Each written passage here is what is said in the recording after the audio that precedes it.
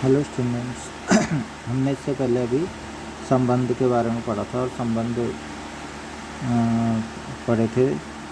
संक्रामक हो गया, स्वतुल्य और भी जो उसके टाइप थे सम्मित, ये मेनली हमने इन तीनों पर फोकस किया था। ठीक है, इससे पिछली एक्सरसाइज हो गई 1.1। इसके बाद हम नेक्स्ट पढ़ेंगे जो है फलन है। फलन भी हम पिछली क्लास में पढ़ चुके हैं। संबंध एवं फलन का जो चैप्टर था उसमें फलन भी हमने पढ़ा था। ठीक है, संबंध में तो मैं इसमें पहली पिछली क्लास का भी बता चुका हूँ। फलन की बात करें तो फलन भी थोड़ा सा समझा देता हूँ। ठीक है, फलन क्या होता है, अभी हमने संबंध में क्या पढ़ा था। ये मान लो एक ए है, ठीक है, और ये भी मान लो, ये बी भी हो सकता है, या चलो बी ले लेते हैं। ठीक है, ये है 1 2 3 4, ये है ए बी सी, ये दे रखा है। ठीक है, तो संबंध में क्या था, संबंध का मतलब जो भी कंडीशन क्वेश्चन में गिवन होगी उसके अकॉर्डिंग जो ए क्रॉस बी है उसका उपसमुच्चय आता था। मतलब इसी ए क्रॉस बी मतलब 1A 1B 1C 2A 2B 2C 3A 3B 3C 4A 4B 4C, इनमें से ही कोई ना कोई आंसर आता। मतलब एक का संबंध है तो ए से होता है, एक का संबंध बी से भी हो सकता है, एक का संबंध सी से, ऐसे करके इनमें से कुछ आंसर आता। तो फलन की क्या खास बात होती है, पिछले क्लास में भी बताया था। फलन की खास बात ये होती है कि फलन भी एक तरीके का संबंध ही है, लेकिन फलन संबंध तो है लेकिन एक उसमें एक कंडीशन लग जाती है। क्या कंडीशन लगती है, कंडीशन ही लगती है कि प्रत्येक अवयव का एक अद्वितीय प्रतिबिंब। देखो प्रतिबिंब किसे कहते हैं, जैसे मान लो एक का संबंध, अभी मैं फलन नहीं बोल रहा, मान लो संबंध ही है। संबंध एक का संबंध ए से और दो का संबंध सी से है। तो यहाँ पर हम ये बोलते हैं कि पहले एक का जो अवयव एक है इसका प्रतिबिंब ए है। ठीक है ना, दो अवयव दो है, इसका प्रतिबिंब क्या है, सी है। ठीक है, तो ये प्रतिबिंब कहलाते हैं। इसके वाले प्रतिबिंब, ये वाले जो अवयव कहलाते हैं ये प्रतिबिंब कहलाते हैं। ठीक है, तो ये एक इसका प्रतिबिंब है एक का, और जो ये वाला अवयव है इनको पूर्व प्रतिबिंब कहते हैं, पूर्व प्रतिबिंब। ठीक है ना, तो हम ये बोल सकते हैं कि ए का पूर्व प्रतिबिंब एक है और एक का प्रतिबिंब ए है। इधर वाले प्रतिबिंब कहलाते हैं। इधर वालों को वैसे नॉर्मली किससे डिनोट करते हैं, स्मॉल एक्स से अवयवों को। इधर वाले अवयवों को किससे डिनोट करते हैं, वाई से। ठीक है, और मान लो ये फलन है अगर, ठीक है, ये फलन है एक, तो हम इसको y को fx भी बोलते हैं। ठीक है, y इक्वल टू fx, मतलब इधर वाले x होते हैं, इधर वाले fx होते हैं, या y होते हैं। y और fx एक ही होता है। तो हम बोलेंगे एक का प्रतिबिंब। तो फलन किसे कहते हैं, फलन में खास बात होती है कि प्रत्येक का एक अद्वितीय प्रतिबिंब होता है। मतलब अद्वितीय मतलब केवल एक होता है हर एक का, एक के दो नहीं हो सकते हैं, एक के कभी भी दो नहीं। एक के अगर दो होगा तो वो संबंध तो है लेकिन वो फलन नहीं है। ठीक है, मान लो एक है, एक का संबंध मैंने बी से भी कर दिया मान लो। ठीक है, तो अब यहाँ पे एक का संबंध बी से भी कर दिया, तो अगर मैंने ये रिलेशन मान लो लेता हूँ, ठीक है ना, 1A, तो यहाँ पे पहले इसको ही समझ लेते हैं। एक का संबंध ए से भी है, एक का संबंध बी से भी। अब ये क्या है, फलन नहीं है, क्योंकि फलन की क्या परिभाषा बताई थी कि प्रत्येक का क्या होता है, केवल प्रत्येक का एक अद्वितीय प्रतिबिंब होता है। केवल एक और केवल एक ही प्रतिबिंब होता है प्रत्येक जो अवयव होता है। तो यहाँ पे एक का प्रतिबिंब ए भी है, एक का प्रतिबिंब, एक के दो प्रतिबिंब हो गए यहाँ पे। इसका मतलब है कि ये संबंध फलन नहीं है। ठीक है, ये फलन नहीं है। देखो जैसे इसको हम ऐसे लिखते थे 1A 1B 2C, मान लो यही वाला है। तो यहाँ पे पता चल रहा है, ऐसे में से भी पता चल गया हमें। देखो ये रोस्टर रूप में भी लिखा है, तो आरेख रूप था रोस्टर। एक का संबंध एक से, फिर एक ही का संबंध बी से भी है, तो एक के दो संबंध हो गए ना। ठीक है ना, एक ही अवयव के दो, एक ही अवयव के दो प्रतिबिंब हो गए, ए और बी। तो इसका मतलब है कि ये क्या है, फलन नहीं है। ठीक है, तो यही फलन होता था पिछली क्लास का, अगर याद आ गया हो तो। मैं बाकी इसमें क्या प्रांत होता था, क्या परिसर होता था, सब वही चीज़ें जो अभी संबंध में बताई थी। प्रांत वो जो इधर इनमें जिसके टिक लगे हुए हैं वो प्रांत के अवयव होते थे, एक दो। परिसर बोलते थे जो इधर टिक लग रखे हैं, ए बी सी। ठीक है ना, सह प्रांत इस पूरे को बोलते थे, बी वाले को, चाहे इसमें किसी भी टिक नहीं भी लगा तो भी सह प्रांत कहलाता था। ठीक है, वो बाकी सब चीज़ें वही हैं। और प्रतिबिंब और पूर्व प्रतिबिंब मैंने बता ही दिया। ठीक है, अब आगे हम यहाँ पर, और हमने कुछ फलन, विशेष प्रकार के फलन भी उस क्लास में पढ़े थे कक्षा 11 में, जैसे तत्समक फलन, अचर फलन, मापांक फलन, सिग्नम चिन्ह चिन्ह फलन। ठीक है, परिमेय फलन पढ़ा था। तो इस टाइप के हमने बहुत सारे बहुपद फलन पढ़ा था, एक महत्तम पूर्णांक फलन पढ़ा था। ये सब भी हमने पढ़े थे। अगर कहीं पे आगे इनका यूज़ होगा, कहीं पे इनकी बात होगी, क्वेश्चंस में आएंगे, तो भी हम इन पे भी चर्चा कर लेंगे उस फलन पे, ठीक है। लेकिन अभी अलग से सारे फलन बताने की ज़रूरत नहीं है कि पिछली क्लासेस में पढ़े थे। तो अब हम इस क्लास में क्या है, इस क्लास में हम आगे जो पढ़ेंगे फलनों में, ठीक है, वो पढ़ेंगे फलनों के प्रकार। जैसे अभी हमने संबंधों के भी प्रकार पढ़े थे ना, अब यहाँ पे हमने पढ़ने जा रहे हैं फलनों के प्रकार, ठीक है। तो इसको ध्यान से देखेंगे। फलनों के प्रकार में सबसे पहले जो आता है वो आता है एकेकी। एकेकी, एकेकी का मतलब एक, अगर हिंदी भी ढंग से अगर तुम देखोगे, एकेकी का मतलब है एक एक, एक एक, एक एक, एक एक भी बोलेंगे, एक और एक, ठीक है। इसके इंग्लिश में इसको बोलते हैं वन वन, ठीक है ना। एक फलनों के प्रकार सबसे पहला होता है वन वन। इसके नाम से ही पता चलता है, हिंदी का नाम बोलो या इंग्लिश का नाम बोलो, उसी से पता चल रहा है कि ये फलन कैसा होता है। ये फलन ऐसा फलन जिसमें एक का संबंध केवल एक से ही होता हो, ठीक है। एक का संबंध एक से ही होता हो। एक ए है, बी है, यहाँ पे 1 2 3 है, यहाँ पे ए बी सी है। तो कोई एक ही फलन कब कहलाता है? एक का, दो का बी, तीन का सी। एक का केवल one one one one one one, मतलब एक का एक के साथ ही है, ठीक है। तो ये फलन क्या कहलाते हैं? एक ही फलन कहलाते हैं। तो कोई फलन एक ही नहीं होगा तो कौन सा होगा? अगर एक ही नहीं होगा तो, एक ही नहीं होगा तो हो सकता है बहु एक, हो सकता है बहु एक, बहु, इसको भी नाम से पता चल रहा है बहु एक, ठीक है। बहु मतलब बहुत ज़्यादा, और एक का मतलब एक, मैनी वन, ठीक है, मैनी वन। तो अगर एक ही नहीं होगा तो कौन सा होगा? वो मैनी वन होगा, बहु एक होगा। कैसे?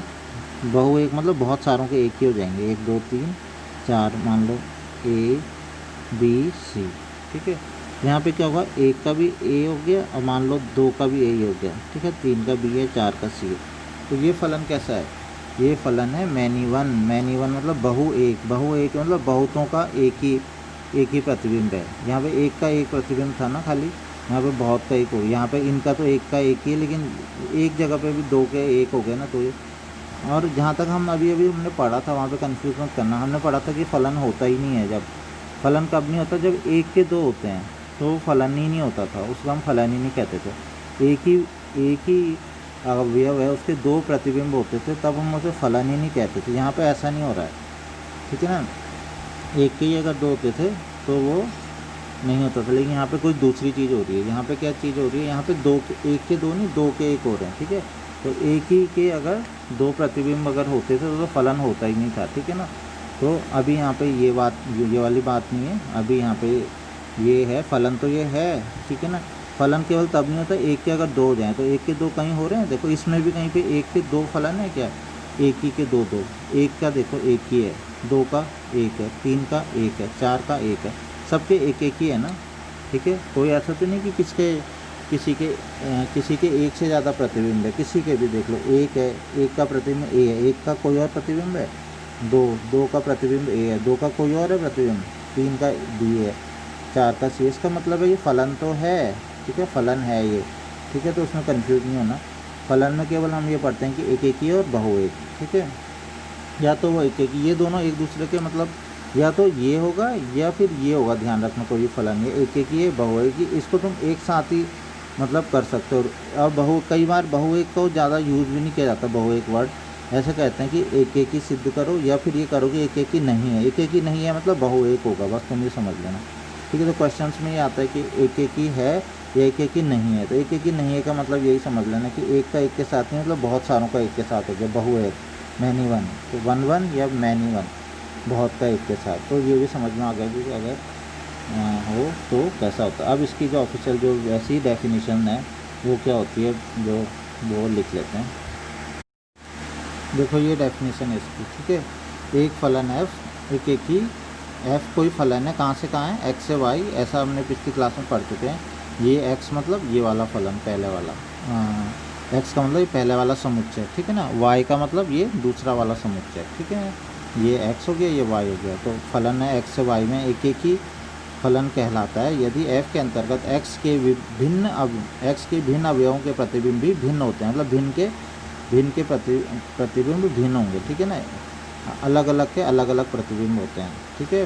आया समझ में? भिन्न अवयवों के प्रतिबिंब भी भिन्न होते हैं, ठीक है। अलग अलग के अलग अलग अवयव, अलग अलग प्रतिबिंब होते हैं, या प्रत्येक का एक अद्वितीय, इसको ऐसी लैंग्वेज भी बोल सकते हैं कि प्रत्येक अवयव का एक्स के प्रत्येक अवयव का एक अद्वितीय प्रतिबिंब होता है, ठीक है। ये भी लिख सकते हैं। तो अर्थात प्रत्येक x1 x2 belongs to x के लिए fx1 इक्वल टू fx2 तात्पर्य है कि जो ये वाली लाइन है, ये ध्यान से देखो ज़रा, ये अब हम क्वेश्चन में करेंगे, इसी से हम क्वेश्चन में प्रूफ दिखाएंगे कि कोई भी फलन है कि ये वाली लाइन है जो हम इसमें क्या करते हैं, इसमें हम x1 x2 दो अवयव ले लेते हैं x के, इस वाले के, ठीक है। ऐसा करते हैं हम fx1 को fx2 के बराबर दिखा देते हैं, मतलब कि दोनों की इमेज एक ही है। तो वो उसी केस में मैंने बताया ना, एक ही फलन क्या होता है, उनमें कभी भी ऐसा नहीं हो सकता कि एक ही दो प्रतिबिंब हो जाएं।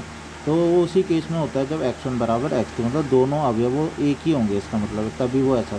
तो ये वाले क्वेश्चन हम जब भी करेंगे ना यहाँ पे, तो सबकी शुरुआत ऐसी होगी, हम fx1 बराबर fx2 मान लेंगे, आगे इसमें प्रूफ करना होता है x1 बराबर x2। अभी जो भी सारे क्वेश्चन आगे प्रूफ करने वाला आएंगे उसमें यही तरीका लगेगा, तो ये तुम्हें याद हो जाएगा बिल्कुल कि fx1 बराबर fx2 और प्रूफ करना होता है x1 बराबर x2।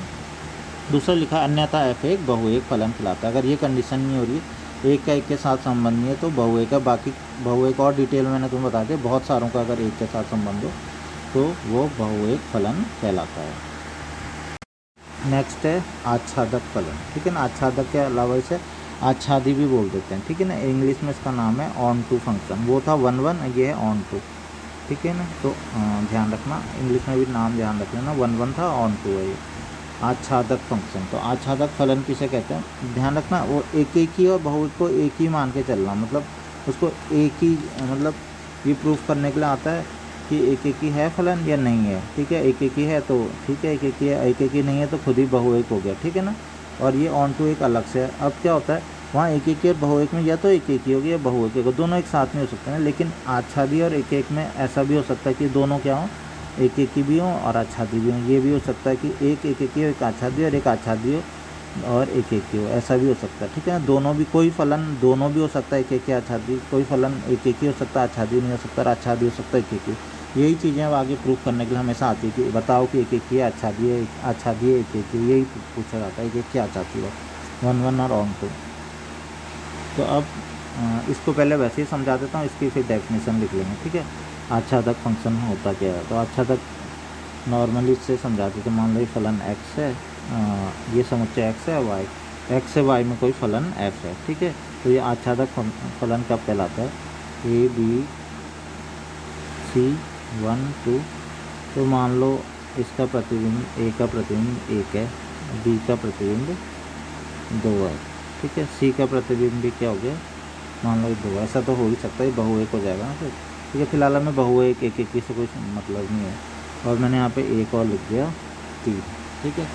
तो तुम यहाँ पर आच्छादक फंक्शन किसे कहते हैं, आच्छादक तुम ध्यान से देखोगे, इसमें अवयव थे a b c, इसमें अवयव थे 1 2 3। देखो जब हमने जो संबंध बने हुए हैं, ये a का प्रतिबिंब 1 है, b का 2 है, c का 2 है, तो ध्यान देखो क्या ये भी किसी का प्रतिबिंब है, 3 किसका प्रतिबिंब है, 3 में कोई एरो लगा नहीं है ना। तो इस फलन को, ऐसे ही फलन को आच्छादी फलन, ये आच्छादी फलन नहीं होगा, ठीक है ना। आच्छादी फलन नहीं होगा। आच्छादी फलन किसे कहते हैं, आच्छादी फलन उसको कहते हैं कि इसके सारे के सारे मतलब कंप्लीट सब में एरो लग जाना चाहिए, सब में एरो लग जाना चाहिए। यानी कि अगर ये d मैंने एक अवयव और लिया, ठीक है ना, और इसका भी मैंने प्रतिबिंब, इसका प्रतिबिंब मैंने क्या ले लिया 3, अब सारे के सारे कवर हो गए ना, 1 में भी एरो लगा है, 2 में भी एरो लगा है, 3 में भी एरो लगा है, ठीक है, सब में एरो लगे। इसका मतलब है कि ये फलन अब कैसा हो गया, अब ये फलन कैसा हो गया, आच्छादी फलन हो गया। तो आच्छादी फलन आया समझ में। आच्छादी फलन का मतलब है कि जो y वाले इधर में सब में टिक लगा हुआ है, इधर सब में एरो लगे, मतलब सब किसी न किसी के इधर वालों के प्रतिबिंब हैं। ये सारे के सारे अगर a के प्रतिबिंब b के किसी के भी हों, लेकिन प्रतिबिंब कुल मिला के हैं, कोई छूटना नहीं चाहिए। सारे के सारे अगर हो गए ना, कोई यहाँ पे छूटा नहीं, कुछ भी नहीं छूटा यहाँ पे, तब वो आच्छादक फलन हो रहा है, आच्छादक है मतलब। लेकिन अगर कुछ छूट गया यहाँ पे, ठीक है ना, कोई ऐसे रह गया कि a b, ये तो आच्छादी हो गया, ठीक है ना, ये आच्छादी या आच्छादक हो गया, ठीक है ना। और ये आच्छादक नहीं है, ठीक है ना। कौन सा नहीं है आच्छादक, अगर ये 1 2 एक ले लिया, b ले लिया, और सी का भी मैंने ये ले लिया और मैंने 3 को छोड़ दिया। अब 3 यहाँ पे ऐसे ही रह गया ना, तो इसका मतलब ये आच्छादित नहीं है। अब दोनों ना मिक्स करके भी आते हैं, ठीक है, एक एक ही आच्छादित। कोई कोई क्या होते हैं, एक एक ही भी होते हैं आच्छादित होते हैं। ये मैंने पहले बताया, जैसे यही वाला देखो, क्या एक एक ही है ये? नहीं, ये एक एक ही नहीं है, परंतु आच्छादित है, ठीक है ना। इस वाले को देखेंगे तो ये भी एक एक ही नहीं है और आच्छादित भी नहीं है, एक एक ही भी नहीं है और आच्छादित भी नहीं है, ये दोनों ही नहीं है। कोई फलन एक एक ही भी नहीं होता, आच्छादित भी नहीं होता, कोई फलन एक एक ही होता, आच्छादित, कोई फलन एक एक ही नहीं होता है, आच्छादित होता है। तो ये सारी कंडीशंस बनती है, तो यही सब पूछा जाता है, ठीक है। तो कौन सा क्या चीज़ पूछा जाता है कि एक एक ही आच्छादित, एक एक ही आच्छादित फलन, एक एक ही आच्छादित फलन। एक एक ही आच्छादित फलन कौन सा फलन होता है?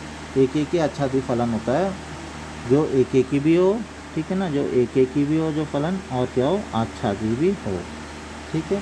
तो ये होगा। ऐसा करते हैं, अब इसकी जो आच्छादक फलन था इसकी थोड़ा सा डेफिनेशन देख लेते हैं कि इसकी है क्या, ठीक है ना। जो आच्छादक फंक्शन था उसकी डेफिनेशन देख लेते हैं। तो ये इसकी डेफिनेशन है इसकी आच्छादक फलन की। क्या कोई फलन x से y में आच्छादक या आच्छादित कहलाता है यदि f के अंतर्गत y का प्रत्येक अवयव x से किसी न किसी अवयव का प्रतिबिंब होता है। तो यही बात मैंने अभी बता दी कि f के अंतर्गत y का प्रत्येक अवयव क्या होना चाहिए, x के किसी न किसी अवयव का प्रतिबिंब होना चाहिए। y का जो प्रत्येक अवयव, हर एक अवयव क्या होना चाहिए, प्रतिबिंब होना चाहिए। अगर ऐसा होता है तो क्या कहलाता है, ये आच्छादित कहलाता है। और इसको और लैंग्वेज में देखें, प्रत्येक y belongs to small y belongs to y के लिए, प्रत्येक स्मॉल y, मैंने बताया ना इधर वालों को स्मॉल y से डिनोट करते हैं, इधर वालों को x से। प्रत्येक y बिलोंग्स टू y के लिए x में क्या होता है, एक अवयव x का अस्तित्व इस प्रकार से, x का अस्तित्व इस प्रकार से कि f(x) = y, x का प्रतिबिंब क्या है, y है। अब बाकी इस लैंग्वेज का हम यूज़ क्वेश्चन को सॉल्व करने के लिए भी करेंगे। तो ये हो गया। इससे अब हम आगे एग्जांपल देखते हैं। अब मैंने बताया था ना एक एक ही आच्छादित, इसको इंग्लिश में बाइजेक्टिव भी कहते हैं। मतलब एक तो ये तो बोलते हैं 1 1 and onto, 1 1 onto. Bijective मतलब दोनों चीज़ें हैं, मतलब एक एक ही भी और आच्छादित भी, तब इसे बाइजेक्टिव कहा जाता है। अब उदाहरण 7 देखते हैं। ये उदाहरण, इसका पहला उदाहरण है, मतलब उदाहरण 7 है ये, ठीक है ना, लेकिन जो हम टॉपिक पढ़ रहे हैं इसका पहला उदाहरण है। तो इसमें क्या है, मान लीजिए कि ए क्या है, एक समुच्चय कक्षा 10 के सभी विद्यार्थियों का समुच्चय है, ठीक है ना। कक्षा 10 के सभी 50 विद्यार्थी, ये 50 लिखा है, ठीक है ना। कक्षा 10 के सभी 50 विद्यार्थियों का समुच्चय है। कोई फलन क्या है, ए से, ए मतलब कक्षा 10 के जो 50 विद्यार्थी, 50 विद्यार्थी से, और कहाँ पे है समुच्चय, ए से और एन में। एन तुम जानते हो क्या होता है, एन होता है किसका समुच्चय होता है, ये सब चीज़ें आप पता होनी चाहिए। एन क्या होता है, जेड क्या होता है, आर क्या होता है। क्वेश्चन में कुछ लिखेंगे नहीं, खाली बस लिख देंगे कि एन, जेड, आर। एन होता है नेचुरल नंबर का सेट, मतलब 1 2 3 4 5 6 से लेकर अनंत तक, ठीक है। f(x) क्या है, विद्यार्थी। और फलन परिभाषित किस तरीके से है, ठीक है। फलन परिभाषित है f(x) = विद्यार्थी x का रोल नंबर। ये विद्यार्थी x लिखा है, विद्यार्थी x का रोल नंबर। परिभाषित सिद्ध कीजिए कि f एक एक ही है किंतु आच्छादक नहीं है। तो बताना एक एक ही आच्छादक नहीं है। देखो इसको बहुत सिंपल है क्वेश्चन ये। मान लो मैं यहाँ पे ही बना देता हूँ, इसको a और n दोनों बना देता हूँ, तो उससे ज़्यादा अच्छे से समझ में आ जाएगा। ये मैंने लिखा a और ये लिखा n। देखो फलन कहाँ से कहाँ पे है, फलन है a से और n पे है ना। a क्या था, a है कक्षा 10 के सारे 50 विद्यार्थियों से, तो 50 विद्यार्थी यहाँ पे। अब मान लो उनके 50 विद्यार्थियों के कुछ नाम है, मैं तो नाम अभी अपनी मर्जी से ऐसे ABCD ऐसे करके लिख देता हूँ। ये 50 विद्यार्थी तो होंगे, ऐसे तो होगा राम, श्याम, अमित, सुमित, ऐसे करके इनके नाम होंगे। ये 50 विद्यार्थियों का समुच्चय, ऐसे करके टोटल ये 50 होंगे ना, ठीक है ना। और यहाँ पे n क्या होता है, 1 2 3 4 5 से लेकर अनंत तक जाएगा, ठीक है। अब हमने क्या बोलना, संबंध क्या है कि f(x) है ना, मतलब f(x) क्या है, संबंध तब हो रहा है जब विद्यार्थी x का रोल नंबर से रिलेशन हो रहा है उसका। मतलब मान लो a है, इसका रोल नंबर 1 है तो इसका रिलेशन 1 से होगा। b है, उसका रोल नंबर 2 है तो उसका रिलेशन 2 से होगा। c है, उसका रोल नंबर 3 है, ऐसे करके। तो टोटल विद्यार्थी थे कितने, सोचो ज़रा, टोटल विद्यार्थी कितने थे, 50 थे ना। तो इसका मतलब कहाँ तक रोल नंबर जाएंगे, बस खाली 50 तक जाएंगे। अब हम बात कर रहे हैं तो तुम्हें थोड़ा सा ये फलन बनाना आ गया होगा इस तरीके से, एरो से समझ में आ गया कि ये विद्यार्थी हैं टोटल, इनके कुछ नाम थे, उनको रोल नंबर कैसे मिलेंगे 1 2 3 जैसे किसी भी क्रम में मिले हों चाहे, लेकिन ऐसे मिलेंगे ऐसे ही, ठीक है ना। 50 तक मिल गया। अब पूछा है एक एक ही किसे कहते थे बच्चों? एक ही कहते थे कि एक का संबंध एक से ही होना चाहिए, दो का एक से। तो ऐसा हो सकता है क्लास में 2 बच्चों का रोल नंबर एक ही होता हो? ऐसा होता है? नहीं हो सकता ना। क्लास में 2 अलग अलग बच्चों का रोल नंबर एक नहीं हो सकता। आता है यह क्या है? एक ही। आज बहु एक तो हो ही नहीं सकता। बहु एक किसे कहते हैं? बहु एक तब होता है जब बहुत सारों का एक ही होता है, ठीक है ना। तो क्या 2 बच्चों के रोल नंबर एक हो सकते हैं? नहीं, हर एक बच्चे का एक ही रोल नंबर होगा। इसका मतलब है ये क्या है? एफ एक ही है। तो इसका तुम जो लिखोगे यहाँ पे यही लिखोगे, कक्षा के 2 भिन्न भिन्न विद्यार्थियों का रोल नंबर समान नहीं हो सकता, अतः एफ क्या है? एक ही है। नेक्स्ट है आच्छादी। आच्छादी मैंने क्या बोला था? आच्छादी मतलब यहाँ वालों में सब में टिक लग जानी चाहिए यार, कोई छूटना नहीं चाहिए। लेकिन देखो बच्चे कितने हैं? 50, तो टिक कितने तक लगेंगे? 50 ही रोल नंबर तक लगेंगे। 50 के बाद क्या रोल नंबर पे टिक लगेंगे? नहीं, क्योंकि बच्चे 50 हैं तो 50 ही। तो इसका मतलब ये छूट जाएगा ना। इसका मतलब है क्या है? ये आच्छादी है ये। इसका मतलब है आच्छादी नहीं है। तुम्हें कभी भी कोई चीज़ गलत होती है ना, गलत में तुम एक एग्जांपल भी दे सकते हो कोई। जैसे तुम ये लिख सकते हो कि रोल नंबर 51 किसी भी विद्यार्थी का रोल नंबर नहीं है, तो रोल नंबर 51 छूट गया ना।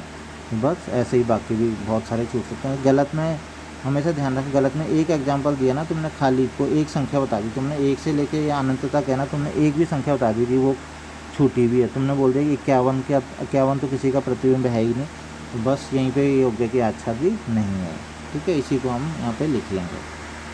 ये हमने लिख दिया जो बात मैंने बोली थी, कक्षा के 2 भिन्न भिन्न विद्यार्थियों का रोल नंबर कभी भी समान नहीं हो सकता, इसलिए ये एक का एक ही रोल नंबर हो सकता है। दूसरा, विद्यार्थियों का जो रोल नंबर 1 से 50 तक है, तो 51 या फिर हम 50 से आगे 51 52 53 जो भी है, मैंने एक ही एग्जांपल 51 किसी का भी रोल नंबर नहीं है, तो इसलिए आच्छादी भी ये नहीं है, ठीक है ना। तो ये एफ एक ही है और आच्छादी नहीं है, ये पता है। एक ही तो है, आच्छादी नहीं है।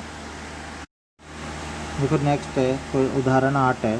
सिद्ध कीजिए कि F x equal to 2x द्वारा प्रदत्त फलन एक ही है किंतु आच्छादक नहीं है। देखो अगर सिद्ध करने के लिए क्वेश्चन आता है, तब फिर से बोल रहा हूँ, एक तरीके से तुम्हारा काम थोड़ा सा आसान हो जाता है, ठीक है ना। सिद्ध करने के लिए आता है, लेकिन ज़रूरी नहीं कि क्वेश्चन सिद्ध करने के लिए आए, जांच करने के लिए भी ये क्वेश्चन आ सकता है कि जांच कीजिए कि फलन एक ही है या एक ही आच्छादक है या नहीं है, ठीक है ना। तो जांच करने के केस में तुम्हें खुद से ही बताना है एक ही है या नहीं है आच्छादक। लेकिन यहाँ पे थोड़ा सा तुम्हारा काम आसान हुआ है कि सिद्ध करने के लिए बोला है, तो बताना है कि एक ही है, आच्छादक नहीं है, ठीक है। तो नॉर्मली हम वैसे करते क्या हैं, अगर सिद्ध करने के लिए भी ना दिए तो सबसे पहला काम ये होता है कि हमें ये पता लगाना होता है कि अब एक ही आच्छादी है या नहीं। उसके बाद प्रूफ करने वाला सेक्शन, मतलब हमें एग्जामिनर को बताना है कि हमने कैसे किया। लेकिन हम पहले रफली देखते हैं, ठीक है ना, रफली देखते हैं हमेशा। कि मैं पहले तुम्हें बताना चाहता हूँ उसमें कि हम कैसे देखते हैं रफली कि वो एक ही है, आच्छादक है या नहीं है। उसके बाद हम उस क्वेश्चन को एग्जामिनर को कैसे दिखाते हैं वो भी चीज़ मैं बताऊंगा, ठीक है। पहले भी सोचो थोड़ी देर के लिए कि सिद्ध करने वाला क्वेश्चन है ही नहीं है, ये केवल ये था कि बताना है कि क्या है ये एक ही है या नहीं है, आच्छादक है या नहीं है। तो उसके लिए हम सबसे पहले क्या रफली, ये तुम ये रफ में भी कर सकते हो, ठीक है। हम क्या करते हैं, पहले पहला फंक्शन कहाँ से कहाँ तक है, एन से एन में है ना। तो ये पहला फंक्शन हमने पहला जो समुच्चय हमने सेट जो है वो एन लिया, कहाँ से है वो, दूसरा सेट भी क्या है, एन है। एन मतलब नेचुरल नंबर से। अब यहाँ पे तुम नेचुरल नंबर थोड़ा सा ले लो, 1 2 3 4 5 से लेके और कहाँ तक, अनंत तक। यहाँ पे भी ऐसी 1 2 3 4 और थोड़ी बहुत अगर ज़रूरत पड़ेगी तो ले लेंगे अनंत तक, ठीक है। अब हम थोड़ा सा देखना शुरू करते हैं कि ये जो फलन है परिभाषित किस तरीके से, ध्यान रखो। F x equal to 2x है ना, ये जैसा कि मैंने बताया तुम्हें कि इधर वालों को x बोलते हैं ना, यहाँ वालों को, इधर वालों को मैंने क्या बोला तुमको, क्या बोलते हैं, स्मॉल y बोलते हैं। या फिर स्मॉल y किसके बराबर होता है, एफ एक्स के बराबर ही होता है। y इक्वल टू कितना होता है, एफ एक्स होता है। तो ये एक तरीके से ये तो y है, ठीक है ना। एफ एक्स जो एफ एक्स है ये पूरा एफ एक्स, ये तो y है और ये 2x।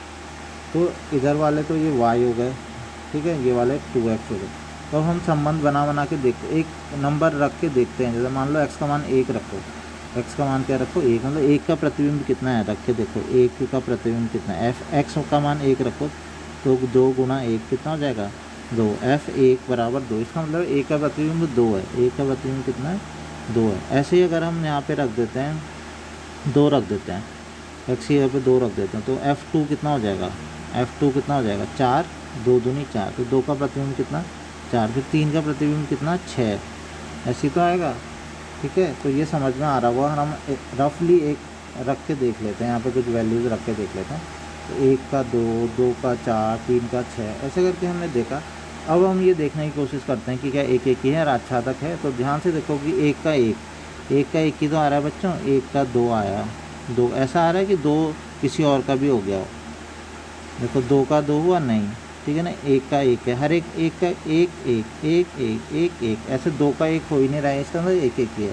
ठीक है, आच्छादक नहीं है, आच्छादक नहीं, मैंने बोला था ना यहाँ पे सब में एरो लगने चाहिए। ध्यान से देखोगे तो यहाँ पे 1 में एरो नहीं लगा, 3 में नहीं लगा, 5 में, एक छोड़ के हैं जिनके एरो छूट जा रहे हैं, जिन लगेंगे भी नहीं आगे, क्योंकि तुम्हें पता है 4 का फिर आगे जाएगा, ठीक है ना, 8 हो जाएगा, यानी कि एरो छूटते जाएंगे, इसका मतलब आच्छादी नहीं है। तो इसका मतलब हमें सबसे पहले कहीं पे सिद्ध करने के लिए नहीं दे रखा है किसी क्वेश्चन में, तो ध्यान रखना। सबसे पहला काम तुम्हें ये करना होता है कि यहाँ पर तुम्हें बताना होता है, सबसे पहले तुम्हें ये पता लगाना होता है कि एक एक ही है या नहीं है। अगर तुमने एक बार ये रफली पता लगा लिया, ठीक है ना, ऐसे तुमने कुछ नंबर्स रख के देखे, अब तुम पता लगा चुके हो, उसके बाद अब ध्यान से सुनो, उसके बाद नेक्स्ट चीज़ ये है कि उसका तुम्हें सिद्ध करना है। अगर तुम्हें ये एक जैसे मान लो इस क्वेश्चन में एक ही प्रूफ हो गया ना कि एक ही है, तो कोई चीज़ अगर एक ही है या आच्छादी है तो उसका एक स्पेशल तरीका होता है करने का, तुम उसी से उसको सॉल्व करोगे। ठीक है ना, एक स्पेशल तरीका, वो स्पेशल तरीका क्या है वो मैं अभी बताऊंगा। लेकिन अगर एक ही नहीं है या आच्छादी नहीं है, जब गलत का केस हो जाता है, वो एक ही नहीं है, आच्छादी नहीं है, तो उस केस में बच्चों तुम एग्जाम्पल ले लोगे, एक कोई भी, बस एक उदाहरण ले लोगे और उदाहरण के जरिए ही ये हो जाता है। ठीक है, उस केस में तुम्हें ऐसे नहीं करना, उस केस तो कभी भी गलत है, एक ही नहीं है या आच्छादी नहीं है, तो एक उदाहरण से हम बताते हैं। तो यहाँ पे देखो एक ही तो है ना, तो एक ही में तो हम नॉर्मल तरीके से करेंगे उससे, लेकिन आच्छादक नहीं है तो आच्छादक का हम उदाहरण देंगे। उदाहरण केवल तभी तो जब नहीं है, एक ही भी नहीं होता ना, तो मैं उसका भी एक उदाहरण दे देता, आच्छादक नहीं है उसका भी उदाहरण देकर तब क्वेश्चन सॉल्व हो जाता। लेकिन अगर अभी मुझे एक का उदाहरण नहीं देना, ठीक है ना, एक ही है ना, अब हम दिखाते हैं कि एक ही है, तो इसके लिए क्या किया जाता है। इसके लिए ये किया जाता है कि मान लेते हैं हम इस पहले वाले में, ठीक है ना, 2 अवयव हमेशा ऐसी शुरुआत होगी, x1 x2 belongs to n। कौन सा वाला n, ये पहले वाला, ये इसलिए बता रहा हूँ कि कभी हो सकता है ये n हो ये z हो, तो x1 x2 belongs to n, ये x और वैसे भी तुम्हें पता है कि x इसी में होते हैं पहले वाले में। लेकिन यहाँ पे मैंने 2 अवयव ले लिए, x1 x2 belongs to n। अब मैं क्या करने जाऊँगा इसमें, मैं अब ये करूँगा, अब यहाँ से करते हैं x1 x2, ये n मान लिया मैंने इसमें है, ठीक है ना। अब मैं ये थोड़ी देर के लिए मान के चलूँगा कि fx1 बराबर fx2 है, मतलब ये जो 2 अवयव है, ठीक है ना, इन 2 अवयवों का प्रतिबिंब क्या है, समान है। क्योंकि बहुएक में ऐसे ही तो होता है, बहुएक हमें एक ही सिद्ध करना है ना, लेकिन हम थोड़ी देर के लिए चल के कि एक ही नहीं है, बहुएक मतलब x1 x2 2 अवयव हैं, x1 एक अलग अवयव है, x2 एक अवयव, लेकिन दोनों के जो वो हैं, दोनों के जो प्रतिबिंब है fx1 fx2 वो दोनों बराबर लेके चल रहे हैं, ठीक है ना। लेकिन हमें बाद में पता चल जाएगा, ठीक है, बाद में हमें ये सिद्ध करना पड़ेगा कि ये जो हम लेके चल रहे थे ना कि 2 अवयव हैं, इनके प्रतिबिंब एक ही थे, ठीक है। बाद में हमें पता चलेगा थोड़ी देर बाद ये दोनों अवयव दरअसल एक ही थे, x1 x2 एक ही थे, ये 2 था तो ये 2 था, एक ही चीज़ थे, हम एक ही चीज़ को लिखने में लगे हुए थे, ठीक है। तो इसको करने का एक ही तरीका, यही तरीका है। सारे क्वेश्चन जब तुम बहुत सारे क्वेश्चन ऐसे करोगे, 4-5 क्वेश्चन, तुम्हें रट जाएगा तरीका कि तुम 2 अवयव x1 x2 बिलोंग्स टू पहले वाले समुच्चय के लेते हो, शुरुआत करते हो fx1 बराबर fx2 से, इसको आगे तुम्हें सॉल्व करते जाना, लास्ट में तुम्हें x1 बराबर x2 आना है। बस ये तरीका ध्यान रखने ला एक सिद्ध करने के लिए, ठीक है। क्या फिर से समझ लो, x1 x2 बिलोंग्स टू पहला वाला समुच्चय ले लेते हैं, शुरुआत करते हैं fx1 बराबर fx2 से, ठीक है, fx1 बराबर fx2 से शुरुआत करते हैं और बाद में क्या ला देना हमें सिद्ध करके x1 बराबर x2। ये उसी केस में जब एक ही होगा, एक ही नहीं होगा ना, तो तब तुम्हें एक उदाहरण दे देना कि ये एक ही नहीं है, उसके लिए एक उदाहरण देना। वो कैसे देते हैं वो भी मैं बताऊंगा, ठीक है। फिलहाल अभी तुम्हें यहाँ पे मान रख देते हैं fx1 बराबर कैसे, fx बराबर 2x है ना, तो fx1 बराबर कितना हो जाएगा, 2x1 हो जाएगा। ये तो कितनी बार मैंने बता चुका हूँ। देखो fx बराबर अगर 2x है, तुम्हें कुछ भी निकालना है, f2 निकालना है, x की जगह 2 रखा ना, तो यहाँ भी 2 रखेंगे, तो f2 बराबर 4 हो गया। मान लो तुम्हें fx1 निकालना है, तो अब तुम्हें x की जगह पे क्या रखना है, x1, तो x की जगह पे x1 2x1, तो इसलिए यहाँ पे f(x1) कितना हो जाएगा 2x1, f(x2) कितना हो जाएगा 2x2। तो यहाँ से x1 बराबर कितना आ गया x2 आ गया ना। तो देखो तो हमने क्या किया था f(x1) बराबर f(x2) हमने माना था कि इसके दोनों प्रतिबिंब समान है, लेकिन क्या आया x1 बराबर x2 आ गया। तो ऐसा तुम्हें हर क्वेश्चन में करना है। तुमने जैसे ही ऐसा कर लिया तो यहाँ से पता चल गया कि क्या है f एक ही है। ठीक है, तो कभी भी तुम अगर f(x1) बराबर f(x2) रखते हो, लास्ट में x1 बराबर x2 ला देते हो, ठीक है, f(x1) बराबर f(x2) रखते हो और x1 बराबर x2 आ जाता है, तो हमेशा f क्या आ जाता है एक ही आ जाता है। तो f क्या है एक ही है। यही प्रूफ करने का तरीका है। जब तुम्हें ये पता चल जाए, ठीक है, कि ये एक ही है, तो तुरंत तुम ऐसा कर लो। और जब तुम्हें पता चल जाएगी कि नहीं है तो एक एग्जाम्पल दे दो। अभी बात है आच्छादक की। आच्छादक भी होता तो आच्छादक के लिए भी एक तरीका होता है जो मैं आगे बताऊंगा, जिस क्वेश्चन में आच्छादक आएगा, लेकिन अभी तो आच्छादक है ही नहीं। आच्छादक नहीं है तो उदाहरण दे देते हैं। क्या उदाहरण? जैसे कि मान लो तुम यहाँ पे बता दो कि एक किसी का प्रतिबिंब है। देखो यही तो आच्छादक तभी तो नहीं होता ना जब किसी का प्रतिबिंब। तो सीधा सीधा उदाहरण ये दे दो कि ठीक है n1 बिलोंग्स टू n, ठीक है ना, 1 बिलोंग्स टू n, n में किसी भी अवयव का प्रतिबिंब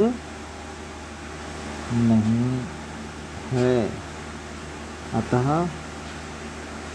f आच्छादी नहीं है। तो इसमें एग्जांपल देते हैं बच्चों की। जो भी 1 है इसमें ये वाला n ना, ये बाद वाला n है, ध्यान रखना, और ये n है पहले वाला n है, ठीक है ना।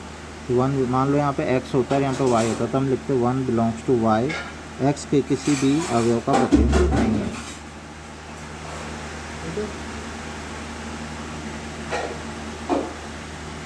तो अगर ये क्या हो, तो मैंने बता दिया ये वाला किसका है, बाद वाले का, और ये इसका है कि 1 बिलोंग, एक अवयव तुम्हें बता देना कि 1 जो कि इसको बिलोंग करता है, ठीक है, दूसरे वाले को, ये पहले वाले के किसी भी अवयव का प्रतिबिंब नहीं है। तो जो है ही नहीं, तो उसका एक एग्जांपल तुमने जैसे ही बताया जाता है f आच्छादी नहीं होता है। ठीक है, तो ऐसे में एक उदाहरण देते हो, मतलब एक तुमने पता लगा लिया ना।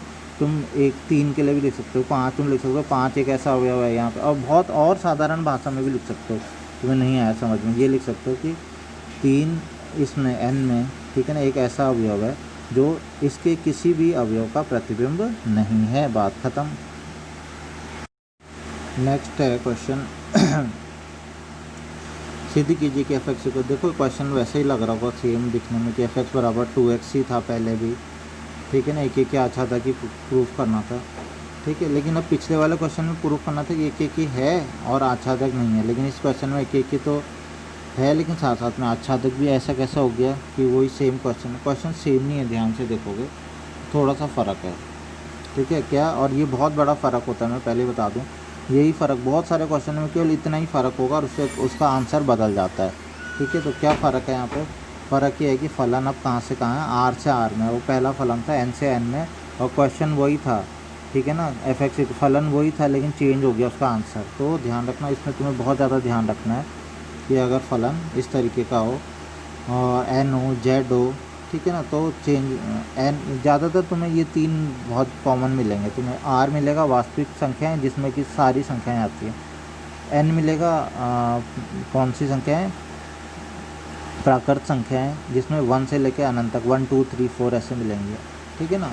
और z इंटीजर्स नंबर, z पूर्णांक संख्याएं मिलेंगी जिसमें 1 2 3 4 5 ये तो आएंगी, साथ साथ में 0 आएगा और -1 -2 ये आएगा, लेकिन r में तो सारी संख्याएं होती हैं, ठीक है। तो इसको भी हम रफली बना के देख लेते हैं, ठीक है ना, क्योंकि पूरी तरीके से तो r तो सारी संख्या आती है तो उतना बन नहीं पाता।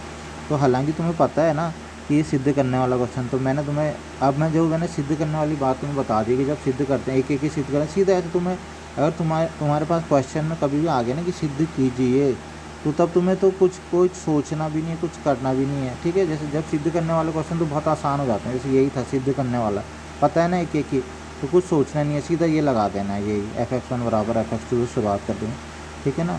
लेकिन आच्छादक नहीं है, उसके लिए एग्जाम्पल ढूंढना पड़ेगा, ठीक है ना। अब यहाँ पे एक ही भी आच्छादक भी अगर है कोई तो डायरेक्ट मेथड होते हैं, एक ही का मेथड ऐसा होता है और आच्छादक का जो होता है अभी बताऊँगा तुम्हें, ठीक है।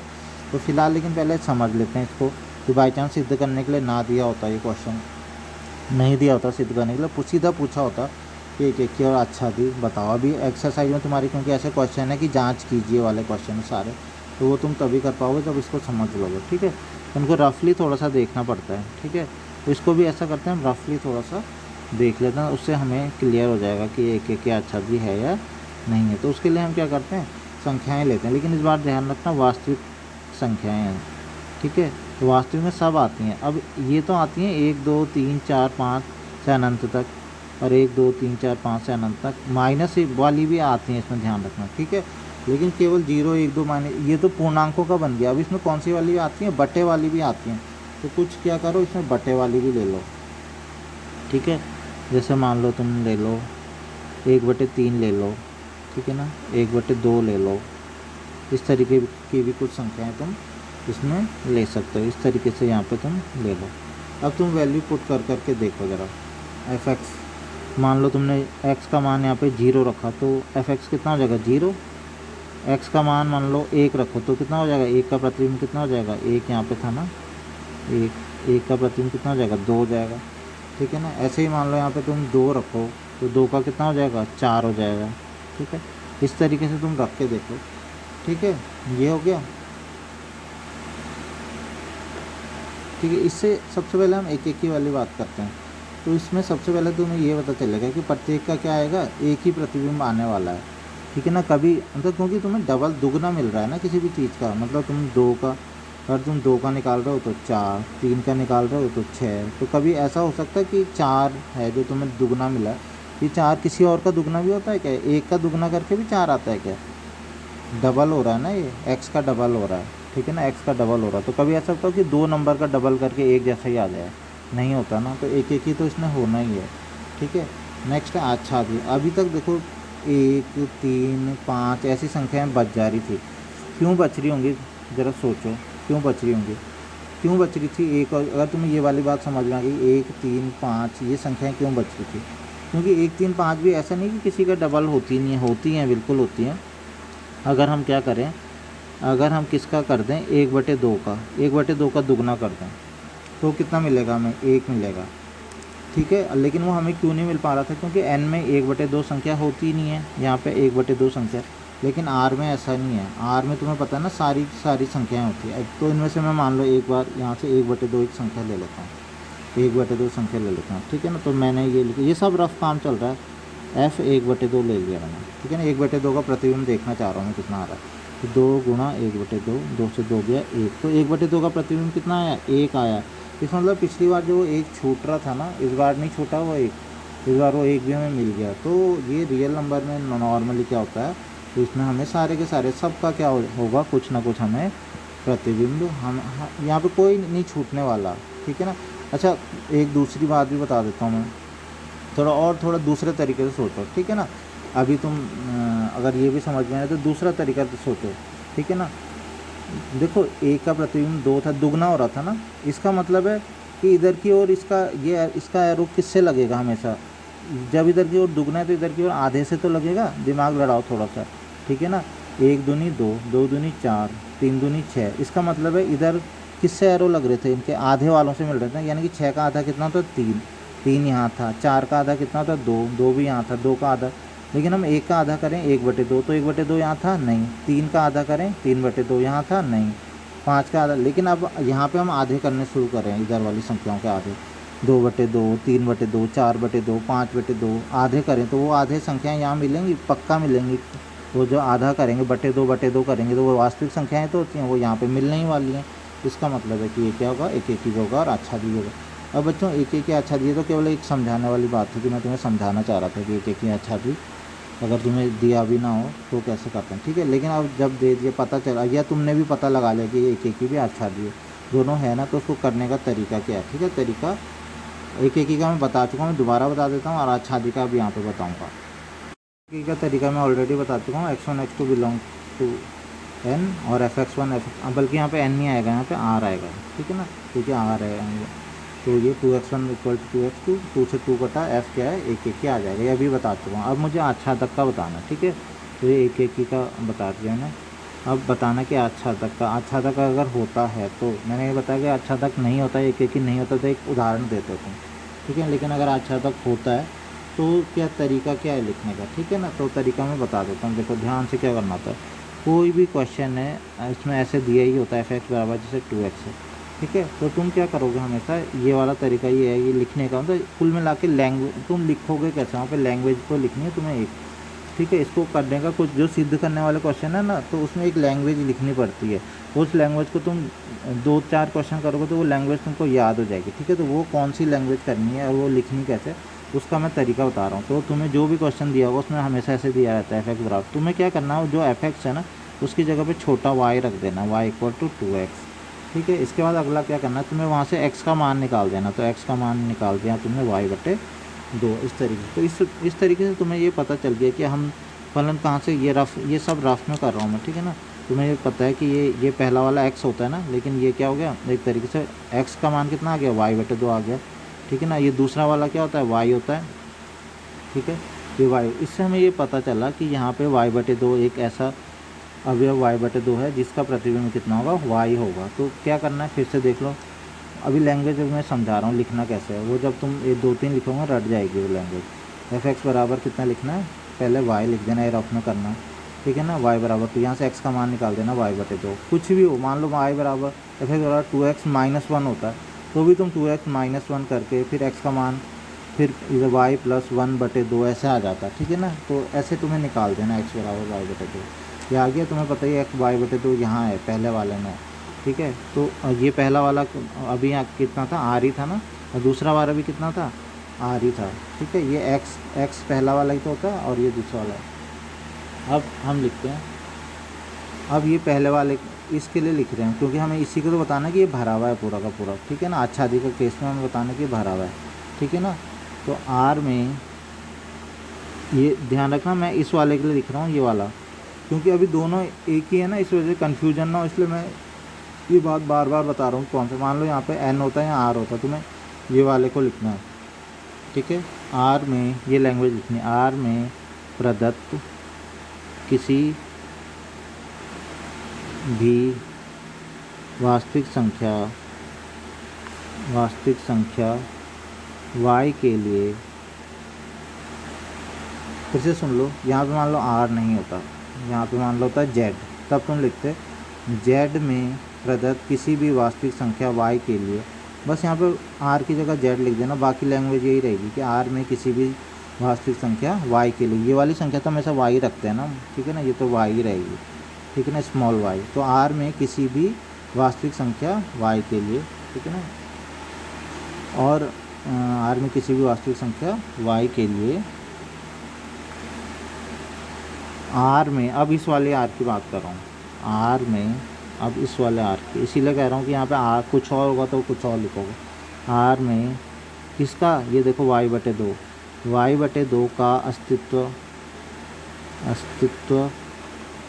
है, ठीक है। फिर से सुन लो, r में, इसको और छोटा करके भी लिख सकते हो कि इस वाले r में किसी संख्या y का अस्तित्व, ठीक है ना, कोई भी संख्या y के लिए, ठीक है ना, इस r में किसी भी संख्या y के लिए, इस r में y/2 का अस्तित्व है, ठीक है ना, या y/2 का अस्तित्व इस प्रकार है जहाँ f, अब तुम्हें क्या करना है, इस y/2 को यहाँ पे रखना है x की जगह पे। x का मान कितना आया था, देखो y/2 ना, f y/2 बराबर, और क्या करना है 2 इंटू एक्स की जगह पे कितना रख देना, y/2, तो 2 से 2 कट जाएगा, तो f y/2 बराबर y। अतः बस इतना लिखना है, अतः। और ये एक दो क्वेश्चन अगर तुम ऐसा करो, ध्यान रखना इसको सॉल्व करके हमेशा y आना चाहिए, और आएगा भी, ठीक है ना। तुम्हें क्या करना है, जहाँ पे x है उसकी जगह पे क्या रख देना, y/2 रख देना है, तो वो सॉल्व करके y/2 y आ जाएगा, ठीक है। अतः f क्या आच्छादक है, ठीक है। तो ये उस केस में करना है तुम्हें, जब तुम्हें पता चल जाए कि आच्छादक है तो ये लैंग्वेज लिखनी है। क्या करना है तुम्हें, f(x) की जगह पे क्या रख देना, y रख देना, ठीक है ना, और यहाँ से x का वैल्यू निकाल देनी, पता चल जाएगा कि y/2, x की जगह पे y/2 रखना है तुम्हें, और यहाँ पे y। तो बोलना है कि r में कोई संख्या y इस प्रकार से है, ठीक है ना, कि इस वाले r में y/2 का अस्तित्व इस प्रकार है कि f y/2 equal to 2 into y/2 equal to y। तो ये 2-4 क्वेश्चन करोगे तो ये याद हो जाएगा। नेक्स्ट है उदाहरण 10 है, सिद्ध कीजिए कि f1 बराबर f2 बराबर 1 दे रखा है, तथा x ग्रेटर देन 2, मतलब 1 और 2 है, x का मान जब 1 और 2 है तब तो इमेज 1 है, ठीक है ना। और 2 से ज़्यादा के लिए ये दे रखा है कि f(x) बराबर कितना है, x माइनस 1 है। तो बताना कि फलन कहाँ से कहाँ तक है, n से n में तो आच्छादक तो है किंतु एक एक ही नहीं है। तो क्वेश्चन में फिर से दे रखा है, और जब मैंने बताया कि कैसे चेक करते हैं तो वो तुम चेक भी कर सकते हो। फिलहाल हम अब क्वेश्चन के अकॉर्डिंग ही कर लेते हैं जो दे रखा है, ठीक है। तो क्वेश्चन में दे रखा है कि एक एक ही नहीं है, सबसे पहले एक एक ही नहीं है। तो देखो ध्यान से देखो, यहीं से तो पता चल रहा है तुम्हें एक एक ही नहीं है। एक का प्रतिबिंब भी कितना है, एक का प्रतिबिंब 1 है, और 2 का भी कितना है, 1 ही तो है। f1 बराबर 1, f2 बराबर 1, मतलब 1 का प्रतिबिंब 1, 2 का भी 1। तो यहाँ पे तुम्हें यही लिखना सीधा सीधा हल में, एक अवयव 1 तथा 2 का प्रतिबिंब क्या है, 1 है, अतः क्या है, एक एक ही नहीं है। 2 का प्रतिबिंब 1 हो गया ना ऐसा, जबकि 1 का 1 होना चाहिए था, 2 के एक ही प्रतिबिंब होगा, तो एक एक ही नहीं है, इसी से पता चल गया एक एक ही नहीं। अब आच्छादक है, तो आच्छादक के लिए मैंने तुम्हें बताया था क्या करना था। आच्छादक के लिए वही जो मैंने आच्छादक जब होता है तो ये वाला ही रूल, ऐसे करके लैंग्वेज लिख लो। तो मैंने क्या बोला था, f(x), इसको रफली क्या करना था, मैंने तुम्हें ये बोला था ऐसे कर लेना इसमें रफली कि f(x) बराबर कितना दे रखा है, x माइनस 1 है ना। तो मैंने बताया था f(x) की जगह पे क्या लिख लेना, y लिख लेना। यहाँ से किसका मान निकालना है, x का, तो x का मान कितना आया, y प्लस 1 आया, या 1 प्लस y आया, ठीक है ना। तो हम यहाँ पे लिख देंगे y प्लस 1, ठीक है। अब क्या लैंग्वेज बताई थी मैंने, ये अब n से n में है ना, ये है n से और n में है, ठीक है। ये भी n है, ये भी n है। मैंने बताया था ये वाला तो कितना हो जाएगा, x का मान ये y प्लस 1, ये तो क्या होगा y। तो ये लिखना था कि n में, ठीक है ना, n में कोई संख्या y, ठीक है ना, n में संख्या y इस प्रकार है कि n में y प्लस 1 का अस्तित्व इस प्रकार है, ठीक है। तो लिख लें, ठीक है, वही वाली लैंग्वेज लिख लेते हैं, ठीक है। तो n में n यहाँ से शुरुआत करते हैं दाईं तरफ वाले से, n में किसी संख्या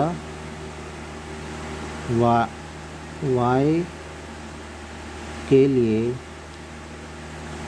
n में किसी संख्या y के लिए, अब इधर वाले n में, ठीक है ना,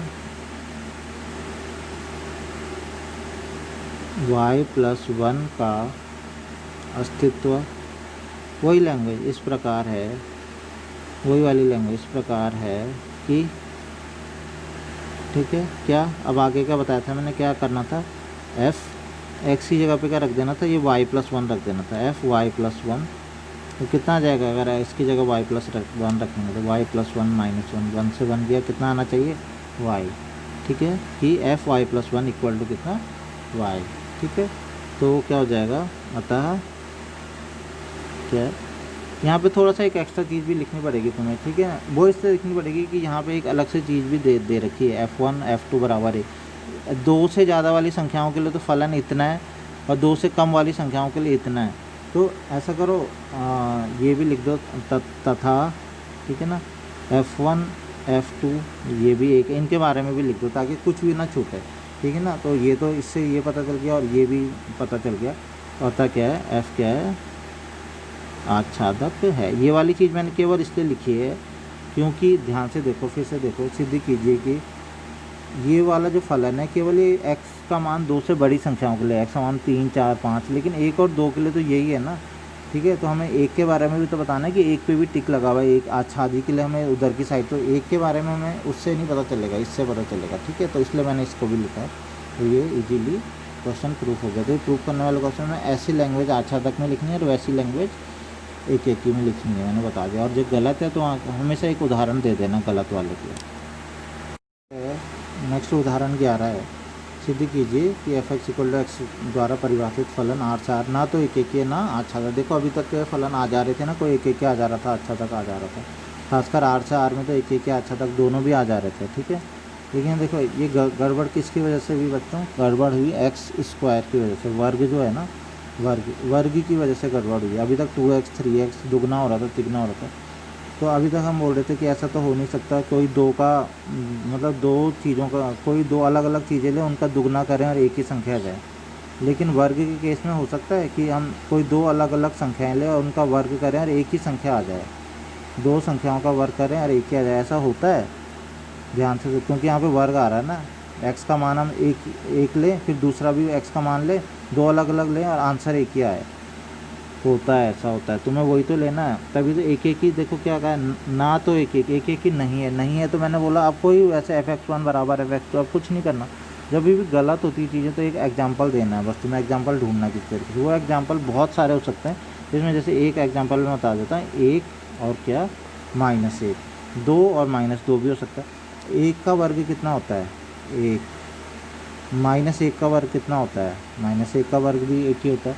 तो यहाँ पे बस तुम्हें केवल इतना ही लिखना है कि क्या लिखना है कि f1 बराबर भी कितना होगा 1, और ठीक है ना, f-1 बराबर भी कितना हो जाएगा, -1 का वर्ग बराबर 1। इसका मतलब है 1 तथा -1 के प्रतिबिंब का प्रतिबिंब कितना है, प्रतिबिंब 1 है, ठीक है ना। अतः क्या हो जाएगा, दो संख्याएं लेकिन प्रतिबिंब एक ही है ना, इसका मतलब क्या है, f एक ही है, नहीं है बिल्कुल भी, ठीक है।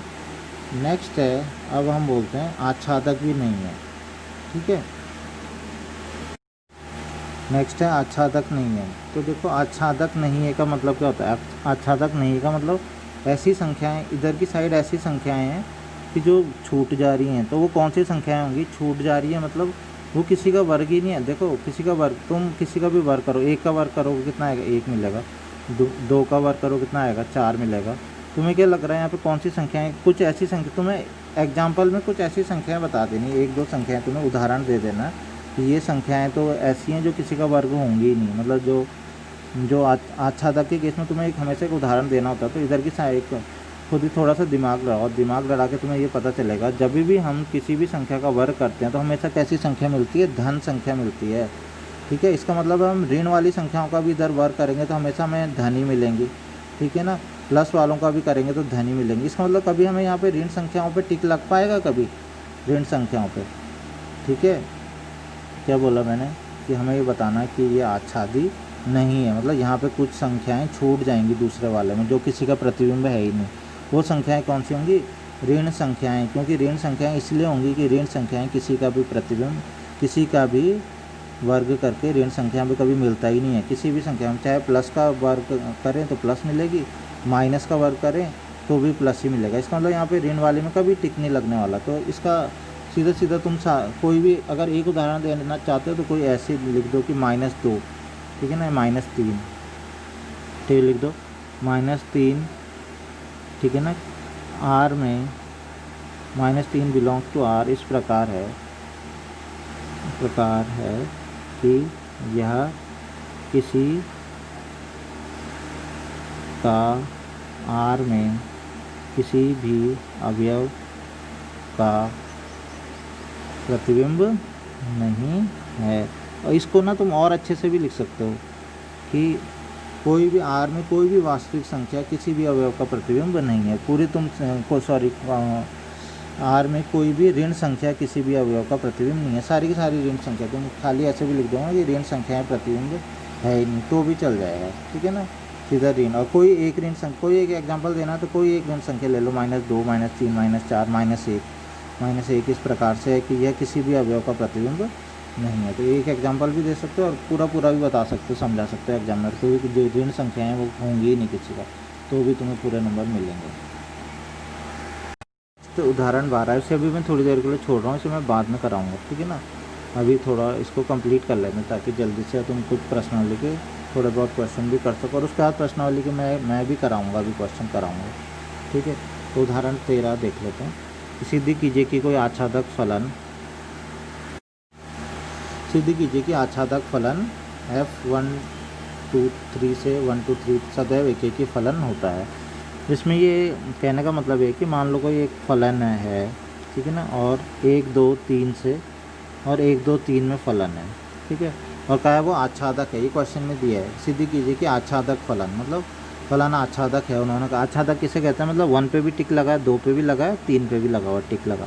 बताना कि अगर ये इसमें भी 3 है, इसमें भी 3 है और दोनों बराबर हैं, ठीक है ना, 3 3 है, और अगर ये आच्छादक है तो 100% है कि एक ही भी होगा। ये बताना है कि इनमें सब पे टिक लगे हैं। और ये इसको करने का जो तरीका होता है वो विरोधोक्ति वाला तरीका होता है, मतलब हमें कुछ चीज़ ये मान के चलने होती है कि मान लो चलो नहीं है, ठीक है। लास्ट मतलब हमें सिद्ध क्या करना है, हमें सिद्ध करना है कि एक एक ही फलन होता है, ठीक है ना। यही तो सिद्ध करना है। क्वेश्चन में दे रखा आच्छादी तो है, लेकिन हमें सिद्ध करना है एक एक ही फलन होता है। तो हम क्या लेके चलेंगे, गलत लेके चलेंगे। हम लेके चलेंगे इस मेथड में, हम गलत ले लेते हैं पहले से ही। हम ये बोलते हैं कि एक एक ही नहीं है, लेकिन जब हम गलत चीज़ लेते हैं ना कुछ लास्ट में गलती होगी।